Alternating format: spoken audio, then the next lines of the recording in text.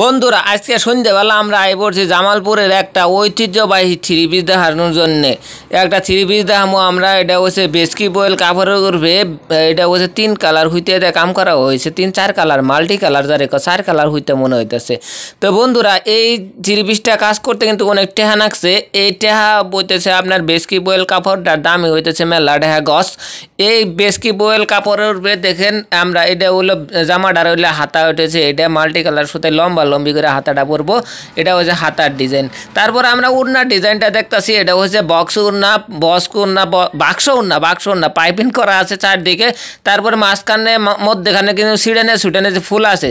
তারপরে আমরা দেখবো এটার মধ্যে পায়জামার কাপড়টা হচ্ছে যে এটা হচ্ছে পায়জামার কাপড়। আমি একটু খুলে দেখাইতেছি আমনে করে। বন্ধুরা এটা যদি আপনারা নিবে চান তাহলে আপনারা আর দেরি না করে এখনই কমেন্ট করে হালাই দেন, আর নাম ঠিকানা মোবাইল নাম্বার সুবিধ দিয়ে আপনারা আমার ইনবক্সে পাঠাই দিবেন।